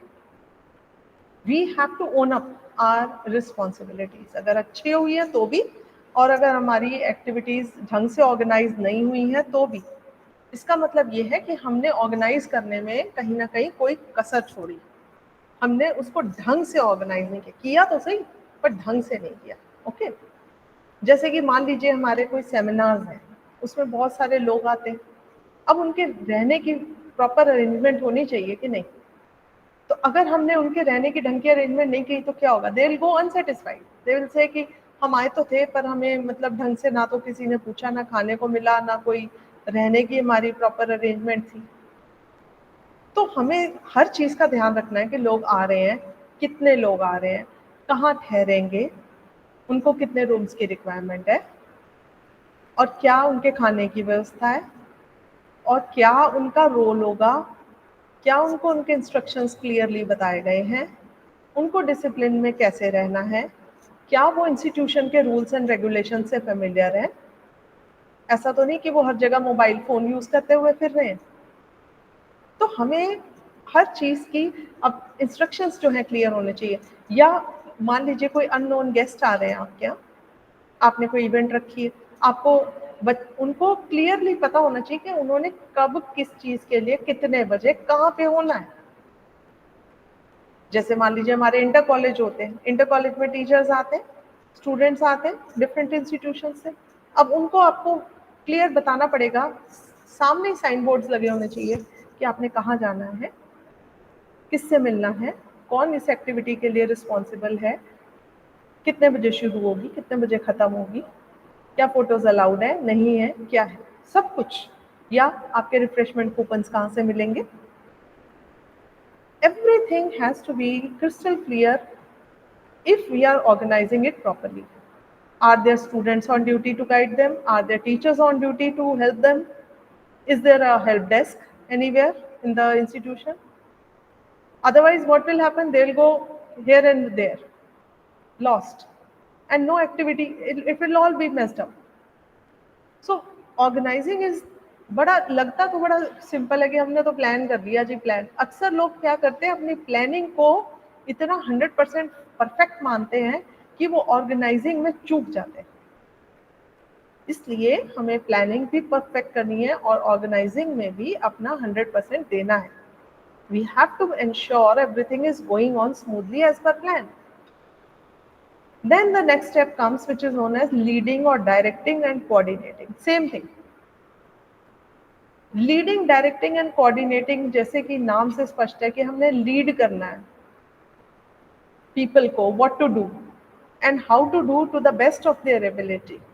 We have to guide them, we have to instruct them, we have to facilitate them, we have to motivate them. क्योंकि क्या होता है, कई बार मान लीजिए कोई लंबा टास्क आ गया जिसमें कि आपको रात दिन एक करने पड़ रहे हैं, we get tired also, we are all humans. उसको खत्म होने के बाद उनको मोटिवेट करने के लिए चलो let's plan for a picnic, आप स्टाफ को पिकनिक पे लेके चले गए, होगा क्या, थोड़ा सा उससे चेंज हो जाएगा। या let's go and eat outside, the staff goes and eats outside, we take the students to a trip, we are all refreshed, next morning we come, we are full of energy, charged. So lead करना, direct करना is also an art. When you are leading, make sure you are not commanding. Leading का मतलब होता है रास्ता दिखाना। Lead करने का मतलब ये नहीं है कि मैं आगे खड़ी हूँ पीछे तुम खड़े हो सारे, जो मैं कर रही हूँ वैसे करो। No, it is not like कि कमांडर की इंस्ट्रक्शन देनी है और पीछे लोग मार्च पास्ट करने चल पड़ेंगे। No, in institutions we have to facilitate people, facilitate teachers, motivate them. Only then we can think कि हमारा काम जो है वो सही डायरेक्शन में जाएगा। अगर हम उनको ढंग से गाइड नहीं करेंगे तो चीज़ें हेवायर हो जाएंगी। तो इसमें डिसिप्लिन मेंटेन करना, आपका इवेंट चल रहा है, ऑर्गेनाइज आप कर रहे हैं, but there is gross indiscipline. People are moving here and there. There is noise in the hall, and people are not comfortable. You know, they are not comfortable with what you are doing, with how you are, instructing them. They are not happy. Then it will not be a good program. So make sure while leading that we have to keep in mind that we are here to bring stability in the institution. We are here to integrate our atmosphere into a wholesome atmosphere, learning atmosphere, a positive learning atmosphere. Only then it will bring the change and growth.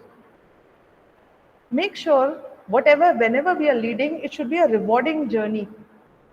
It should be an encouraging process. Otherwise, we'll feel drained out. Next time when the same task is given to us or a different task, we'll feel little discouraged कि मैं थोड़ा पीछे रहती हूँ, कि मुझे नहीं करना। अगर आपको encouragement मिली होगी आपके पिछले टास्क में, then you will work with double the energy next time. क्या जाता है इतना सा कहने में that yes, very well done, बहुत बढ़िया किया आपने। और अगर कोई कमी भी है तो पॉइंट आउट करिए, पर ढंग से पॉइंट आउट करिए। ये नहीं कि आपने सबके सामने शोर मचा दिया या चिल्लाना शुरू कर दिया, नो। बुलाइए पास में और कहिए कि इसको ऐसे कर लो। Always there are two ways to think. One is problem focused, one is solution focused. If we are problem focused, we'll look for the problems. If we are solution focused, we'll always look for the solutions. Ultimately, we have to see what is our approach. हम काम में fault finding कर रहे हैं या काम को सही अंजाम देने के लिए अपना योगदान दे रहे हैं।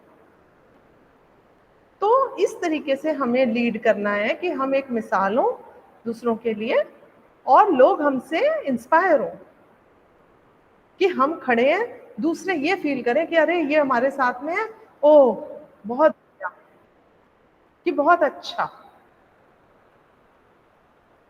तो हमें ये देखना है कि हम किस तरीके से अपने इंस्टीट्यूशन को अच्छी एक एनवायरनमेंट प्रोवाइड करते हुए एक अच्छा एग्जाम्पल सेट कर सकते हैं, उनको किस प्रकार लीड करें।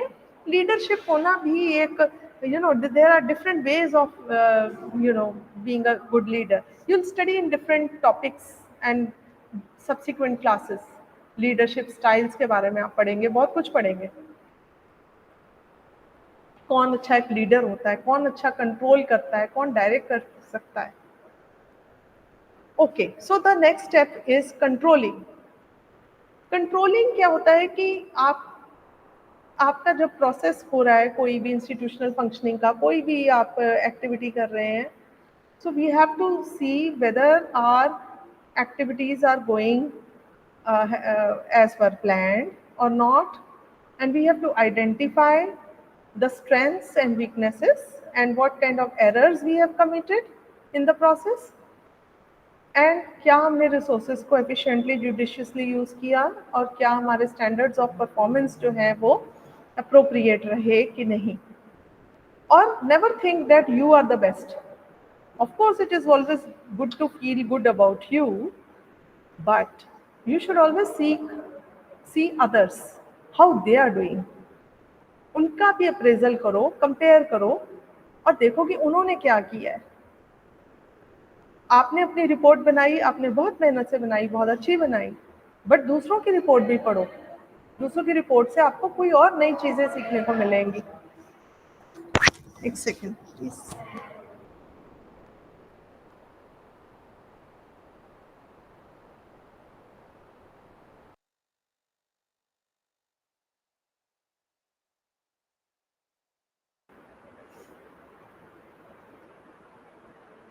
So we always should take and be ready to take lessons with us. कहते हैं कि कोई भी चीज़ हमको या तो बहुत अच्छी होती है, बहुत अच्छा फील गुड फैक्टर देती है, या बहुत बुरी होती है, we feel bad at the end of the day. But there is always something to learn from it. So जो smart people हैं वो उससे सीखते हैं। तो अगर आपको उसमें कुछ अच्छा नहीं भी लगा तो भी कुछ सीखने को अगर मिल गया, कोई लेसन ले लिया, if you taken your lesson, it's worth it. So next time you will take corrective actions in future. तो करेक्टिव एक्शन से again your performance is going to be improved and it will also promote high morale among the employees of the institution, because things have been managed. Damage control is always done. अगर कभी भी कोई नुकसान हुआ है किसी भी तरीके का, फिजिकल, इमोशनल और एनी रिसोर्स लॉस और टाइम लॉस और money energy loss, we have to see next time we don't repeat the same mistake. So one should always be ready to take the lessons. Then comes staffing. See staffing जो होती है एक बड़ा ही dynamic process है। तो staffing के अंदर हम क्या करते हैं, we make a strategic plan कि हमने अपने इंस्टीट्यूशन में कितना स्टाफ रखना है और किस किस काम के लिए रखना है, और वो काम के लिए क्या किस व्यक्ति के लिए सूटेबल है। एक अच्छा एडमिनिस्ट्रेटर हमेशा अपने स्टाफ की एबिलिटीज़ को पहचानता है। मान लीजिए कोई बंदा बहुत अच्छा कंप्यूटर स्किल्स में है तो उसको उस तरीके का काम दीजिए, कोई बंदा बहुत अच्छा मैनेजरियल जिसके अंदर स्किल्स हैं वो उसको वो काम दीजिए, कोई बंदा है बहुत रिसोर्सफुल है जिसकी बहुत ही कह सकते हैं कि लॉबिंग बड़ी स्ट्रॉन्ग है, लोगों से मिलता जुलता बहुत है, उसको उसके मुताबिक काम दीजिए। किसी बंदे में बहुत अच्छा टैलेंट है, कोई गाता अच्छा है, कोई बजाता अच्छा है, कोई बोलता अच्छा है, कोई लिखता अच्छा है। हर व्यक्ति के अंदर कोई ना कोई टैलेंट है।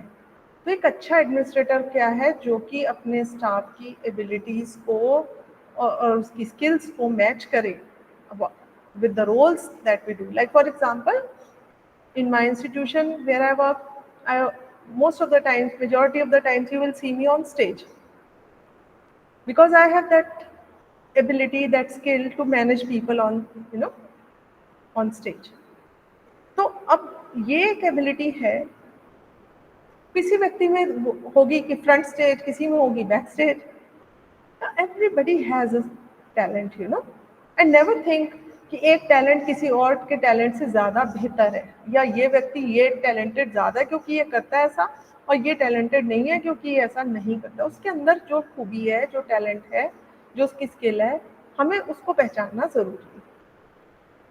और अगर मान लीजिए कि किसी में कोई नहीं है, स्किल नहीं है, तो अब क्योंकि हमें इंस्टीट्यूशंस में we have to be the allrounders. अब हम वो कंप्लेन नहीं कर सकते हैं कि अब जैसे मैं आपके सामने गूगल मीट से जुड़ी हुई हूँ, राइट? तो गूगल मीट से जुड़ने के लिए भी टेक्नोलॉजी का ज्ञान होना ज़रूरी है ना? कैसे मैनेज करना है, कहाँ से प्रेजेंट करना है। अभी कुछ डिफ़िकल्टी आई जिसकी वजह से मैं आपको अपनी स्क्रीन नहीं शेयर कर पा रही हूँ, वो हम बाद में अब रिजॉल्व करेंगे क्योंकि ये हमने उस टाइम एंटिसिपेट नहीं करी। So this is where things, अगर हम गूगल मीट पहले करके ट्रायल पे रन करके देख लेते तो हमें पता लग जाता कि भाई ऐसा ऐसा प्रॉब्लम आ सकता है। So this is here, at every stage we need to keep on reflecting upon what we have done and what lessons we have taken and how to go about it in future. So we have to train people. अगर किसी में कोई कमी है या कोई skill नहीं है, आजकल के हिसाब से जो रिक्वायर्ड है वो हमें ट्रेनिंग देनी है। अब during Covid times only we have learned all this technique of online classes and all. पहले तो हमें भी नहीं पता था क्या है, हमें पता ही नहीं था जूम भी कोई प्लेटफॉर्म होता है, इतनी सारी एप्स नहीं पता थी, अब हमें सब पता है। तो कहने का मतलब ये है कि डोंट थिंक कि ये व्यक्ति को ये नहीं आता तो उसको हम डिस्कार्ड ही कर दें, उसको एक कोने में बिठा दें कि तू तो बस ऐसा कोई काम दे दे जो कि वर्थ इट नहीं है। We should always trying to bring the best in people. Education है ही वही, गांधी जी क्या कहते हैं, एजुकेशन क्या है, जो कि हमारे पर्सन के अंदर which draws out the best in terms of our capacities. तो हमारा जो बेस्ट निकाले वही एजुकेशन, सही एजुकेशन वही है। तो हमें अपने इंस्टीट्यूशन में जब मैनेजमेंट करना है, एजुकेशनल मैनेजमेंट करना है, तो हमें लोगों को ट्रेन करना भी बहुत ज़रूरी है। Different job requirements keep changing, आज आपकी जॉब की रिक्वायरमेंट कुछ है, कल को कोई और होगी। जैसे मैं आपको एक एग्जांपल देती हूँ, हमारे यहाँ डिफरेंट गवर्नमेंट की स्कीम्स चलती हैं, तो उसमें हमें PFMS यूज़ करना होता है। PFMS is public finance management system, तो जिसके थ्रू पेमेंट्स वगैरह होती हैं। So that's something which normally person does not कि हम टीचिंग है, हमने तो पढ़ाना है, हमारा ये काम नहीं है, पर हमने वो भी सीखा। क्यों? क्योंकि हर चीज़ ज़रूरी है, उसकी नॉलेज भी हमें ज़रूरी थी, हमने सीखा। या कोई चीज़ आपने जेम से परचेज करनी है, गवर्नमेंट ई-मार्केट, तो कैसे परचेज करनी है वो नॉलेज भी चाहिए आजकल के। तो हमें समय के मुताबिक अपने आप को ट्रेन करने की ज़रूरत है। मैं आपको यहाँ पे ये भी बताना चाहूँगी आप सभी स्टूडेंट्स को कि जब मैं ये कोर्स आप लोगों को पढ़ाती थी, आप लोगों को समझाती थी, ये टॉपिक्स करवाती थी, मुझे खुद को भी लगा कि मेरे को नॉलेज पूरी तरह से नहीं आ रही है, इसलिए मैंने खुद ही ये PGDMA का कोर्स किया। लास्ट ईयर मेरा रिजल्ट भी आ गया, मेरा बहुत अच्छे नंबरों से मैं क्लियर किया, इतने सालों के बाद मैंने पढ़ाई करी। तो never think it is too late to upgrade yourself, to train yourself. We are always lifelong learners. We should always try to think that how we can update ourselves, how we can train ourselves. क्योंकि हमारी job requirements ऐसी change होती रहती हैं जहाँ पे हमको सब कुछ मैनेज करना होता है। So there are different steps involved in the staffing process. इसमें हमें क्या क्या करना होता है? सबसे पहले स्ट्रेटेजिक प्लान्स बनाने होते हैं कि हमारा प्लान ऑफ एक्शन क्या है, हमने कितने स्टाफ को एंगेज करना है, हमारी ह्यूमन रिसोर्स प्लानिंग क्या है, मतलब डिमांड वर्सेस सप्लाई रूल जो आपको पता ही है। ह्यूमन रिसोर्स प्लानिंग हमेशा यही होती है कि हमारे को जितनी नीड है हम उसके हिसाब से ही हमारे टीचर्स अपॉइंट होंगे ना। जैसे आप टीचर ट्रेनिंग इंस्टीट्यूशंस में आप देखते हो कि B.Ed कोर्सेज के लिए इतनी रिक्वायरमेंट है टीचर्स की, M.Ed कोर्सेज के लिए इतनी रिक्वायरमेंट है, या अदर कोर्सेज के लिए। सो उसी हिसाब से ही अपॉइंटमेंट्स होती हैं। फिर then what we do is job analysis, कि किस व्यक्ति को क्या रोल देना है और उसके लिए उसको उसके अंदर क्या स्किल्स एंड कैपेबिलिटीज होनी चाहिए और उसके क्या रोल्स एंड रिस्पॉन्सिबिलिटीज होने चाहिए। क्या हमें किस काम के लिए टीचर की ज़रूरत है या किस सब्जेक्ट को पढ़ाने के लिए। सबसे सिंपल तो यही होता है, स्कूल्स में अपॉइंटमेंट होती है टीचर वाइज कि हाँ हमें इंग्लिश के टीचर चाहिए या फिजिक्स के टीचर चाहिए। So job analysis is very important if we have to do the staffing. And then job description, हर एक की expectations, roles and responsibilities should be clearly defined. Normally it does not happen in the institutions. There is no set rules. वो कहते हैं आप आओ देखो जो आपको समझ आया करो। तो क्या होगा, जो समझ आया वो किया, जो नहीं समझ आया वो रह गया। बाकायदा ट्रेनिंग होनी चाहिए, उनकी एक ओरिएंटेशन होनी चाहिए कि हाँ जी आपने नया ज्वाइन किया। अब जब मुझे याद है मैंने भी स्कूलों में पढ़ाया हुआ है पहले, तो जब मैंने स्कूल में नया ज्वाइन किया तो हमें यही नहीं पता लग रहा था कि हमने करना क्या है, कहाँ जाना है, कहाँ बैठना है, क्या खाना है, कोई हमें गाइड नहीं कर रहा था। शुरू में हम नए आए थे, कभी इधर बैठ जाते थे, कभी उधर बैठ जाते थे, फिर इससे भी डांट खा ले, उससे भी डांट खा लेते थे। पर धीरे धीरे करके चलो हमें आया। पर मुझे कहीं ना कहीं इसकी कमी बहुत महसूस होती थी कि हमारी ढंग से एक ओरिएंटेशन होनी चाहिए थी। क्योंकि देखो टीचर्स की रिक्रूटमेंट, उनकी स्क्रीनिंग, उनका इंटरव्यू, उनका सिलेक्शन प्रोसेस तो पूरा टीडीएस रखा हुआ है। रिक्रूटमेंट का पूरा ऐड आएगा, स्क्रीनिंग होएगी, एक पोस्ट होगी, उस पर जाने कितने लोग अप्लाई, हजारों लोग अप्लाई कर देते हैं, स्पेशली गवर्नमेंट डिपार्टमेंट्स में। इंटरव्यू का प्रोसेस होगा तो पूरी कमेटी बैठेगी, इतने लोगों का पैनल होना चाहिए, सिलेक्शन होगा तो एप्लीकेशन फॉर्म भरो, उनकी टेस्ट भी लो, उनका इंटरव्यू करो, रेफरेंस चेक्स भी करो। आजकल तो रेफरेंस चेक्स भी होते हैं कि आप अपने किसी रेफरेंस का दीजिए, फिर उनसे फ़ोन भी जाता है कि हाँ जी आपने फला ने आपको ऐसे किया था कि नहीं।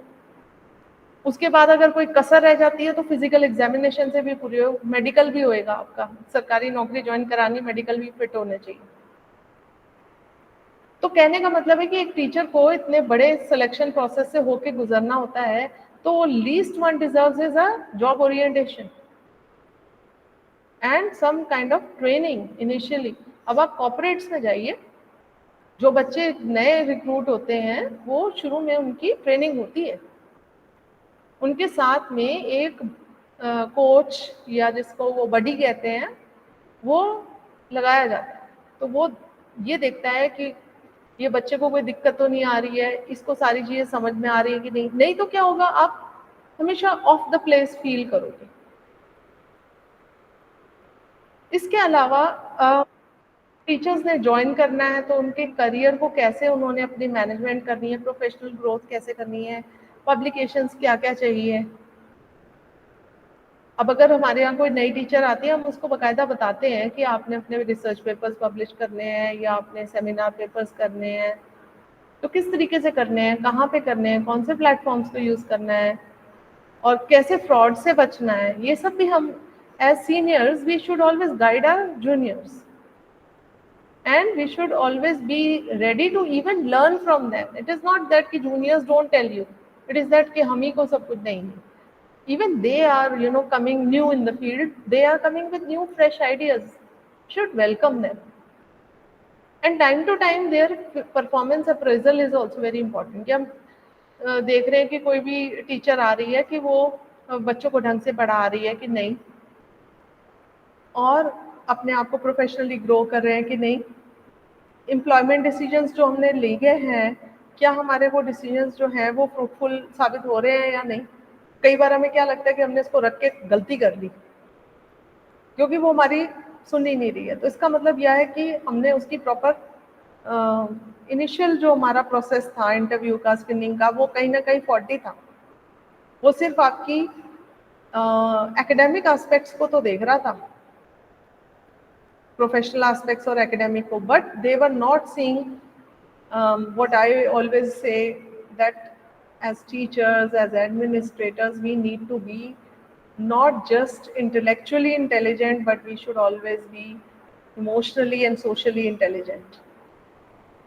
EQ, interpersonal relations, क्योंकि आपकी जो इंटेलिजेंस है, IQ है, वो आपको जॉब तो देगी, but your emotional intelligence, that is how your ability to deal with others, that will help you stay in an organization.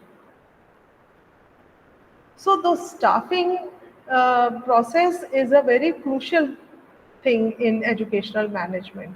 When you're keeping teachers or staff on duty, make sure they are matching, you know, the abilities and your requirements accordingly. Then only this staffing process is needed to be done.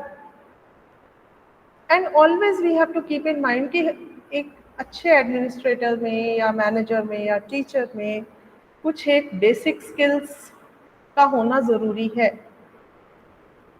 जैसे कि technical skills हैं. Technical skills आप सभी समझते हैं, ICT में deal करना, है ना, और क्लासेस में आजकल आप देखते हैं कि हमारे पावर पॉइंट्स हैं, स्मार्ट बोर्ड्स लगे हुए हैं, सब कुछ है. तो technologically we have to be updated, you know. MS office की पूरी ट्रेनिंग होनी चाहिए. How to use different apps, how to use different आजकल तो हम सोशल मीडिया प्लेटफॉर्म्स बहुत यूज़ करते हैं. आपके स्कूल का फेसबुक पेज होगा, आपके स्कूल का इंस्टाग्राम पेज होगा, ट्विटर हैंडल होगा. तो हमें देखना है कि हमें सारी हम टेक्नोलॉजिकली वेल ओरिएंटेड हों. Then we have to see what kind of commercial skills do we have, you know. Are we in tune with the times? Keeping in view the commercial needs of an organization, कि हमारे को money की भी need है, हमें students की enrolment की भी नीड है. तो हमारे कमर्शियल एस्पेक्ट्स हैं और रेवेन्यू जनरेशन है कि what are we doing to, you know, have additional source of income for our institution. Are we going to get some grants for it, or we are going to get some donations, some funding from different sources? And financial, of course, is linked to commercial, because finance is a major thing that, you know, that enables an institution to go in the direction it is supposed to go. Security is another, you know, safety and security is a very important function that a person should always keep in view. The safety of the students, safety of the people around you. Don't take unnecessary risks. See, I just, you know, long time back, not very long, but some time back, there was an incident that college went for some excursion in hilly area, and there was this river flowing. तो वहाँ पे उनको बच्चों को proper instructions नहीं मिले, वो river के पास चले गए, वहाँ फोटोग्राफी करने लग गए और पीछे से पानी छोड़ दिया गया जिसमें सारे बच्चे बह गए. अब आप ये देखो कि इसमें सेफ्टी और सिक्योरिटी का बिल्कुल ग्रॉस नेग्लिजेंस रहा. ओके, तो जब हम ऐसी चीज़ें ट्रिप्स करें या excursion, we always should keep in mind the safety of our students.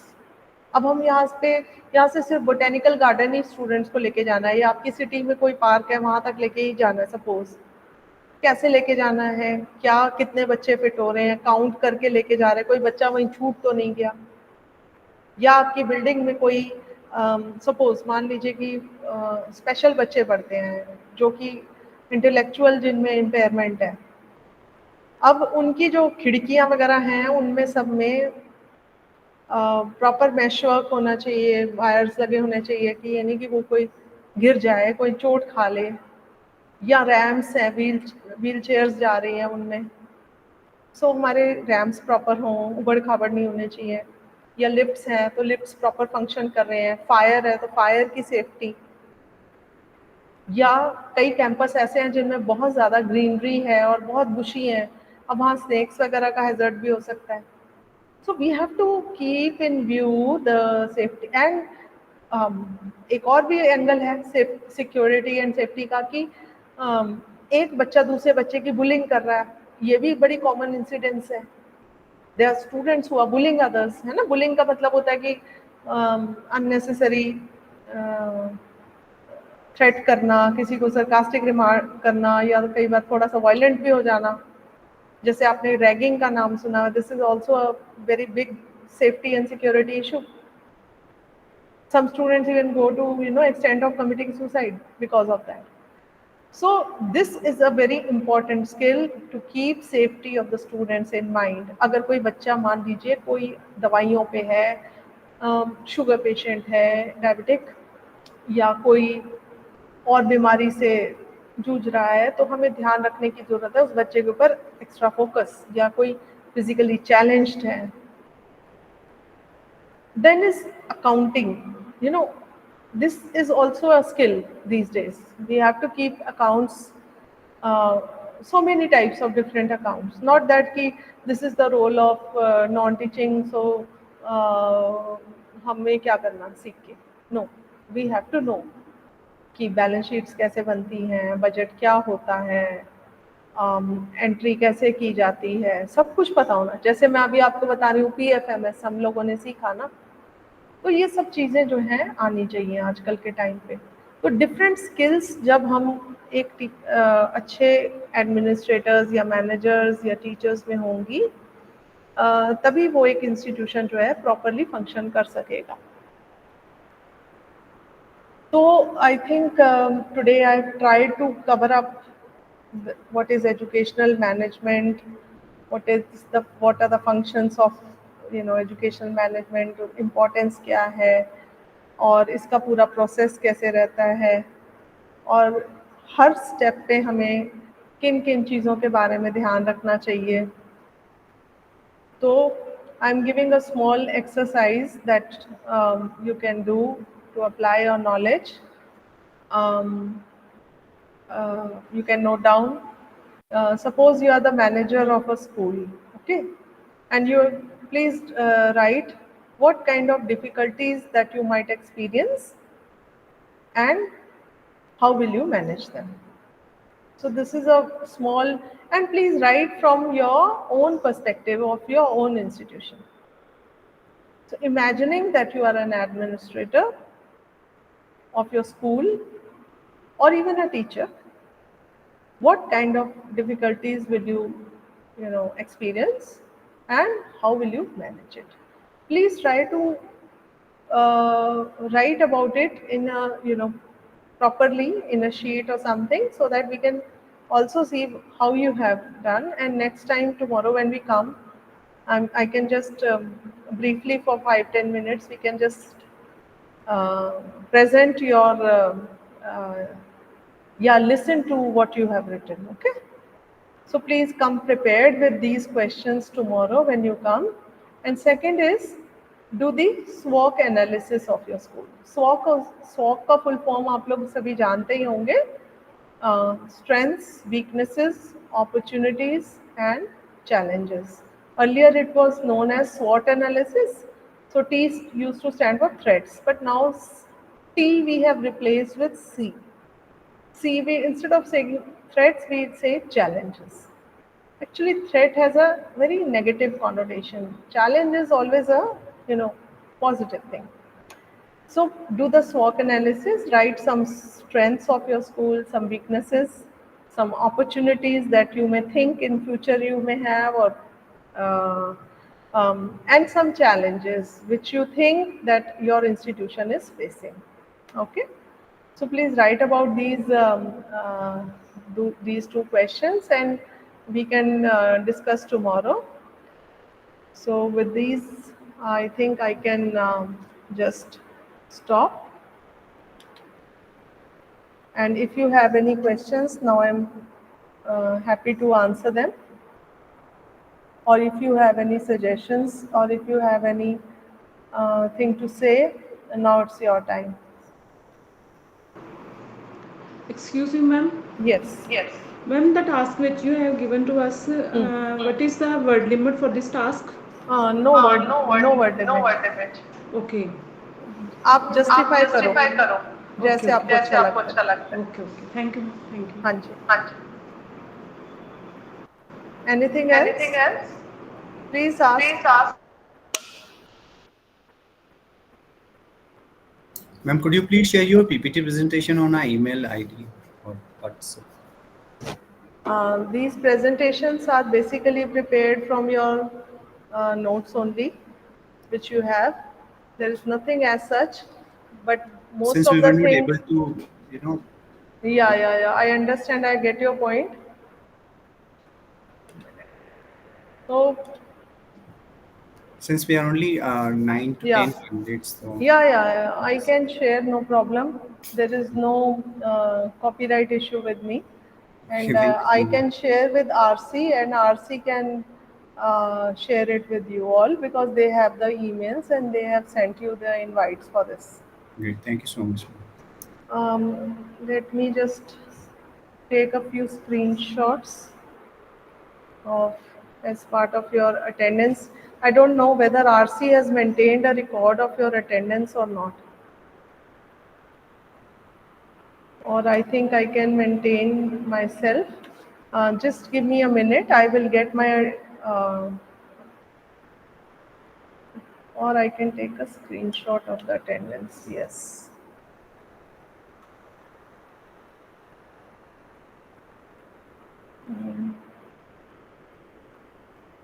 It's not. Wait, I'm just coming in a minute. Please be there.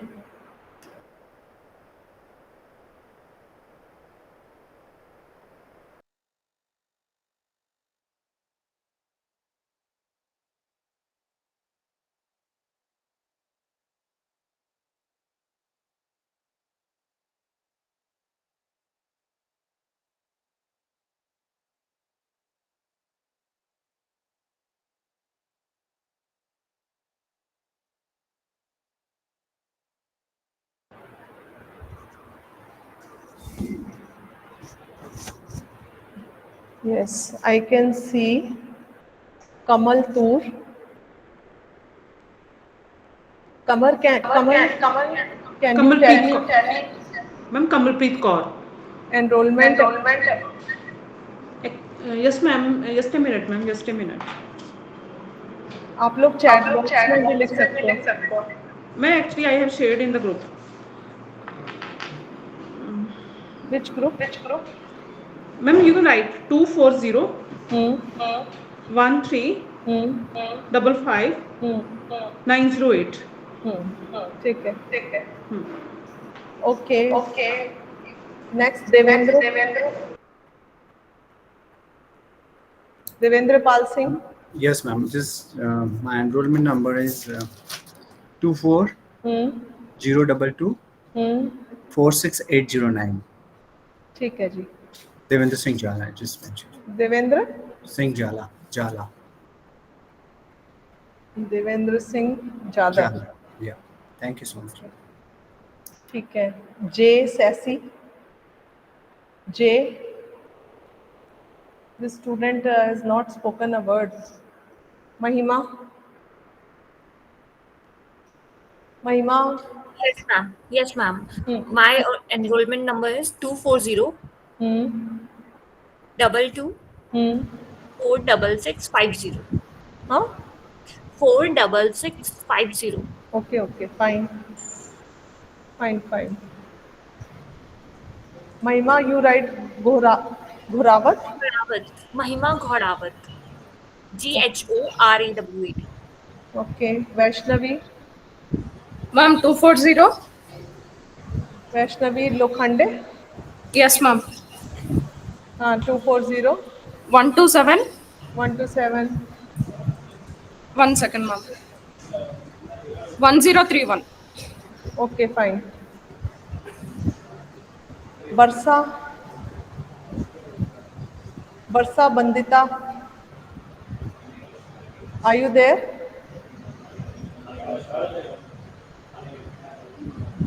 Jay Sassy? Yes, madam. हाँ जी, आपका पूरा नाम? J. Sasi Krishna. जय Shashi Krishna. Yes. Yes, Enrollment number?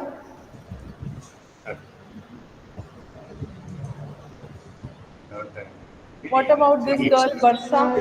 Ma'am, am I audible? Just wait. Jay Sasi is giving.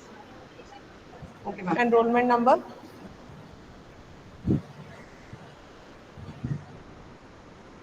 All right, Barsa, are you ready? Yes, ma'am. Barsa Bandita? Pani. Yes, ma'am. Ma'am, it's 2400 2400 8933 8933 23. Fine. Yes, ma'am. Ma'am, I dropped a message in the chat box. Can you please answer that question? Yes, I will. Thank you. You can ask.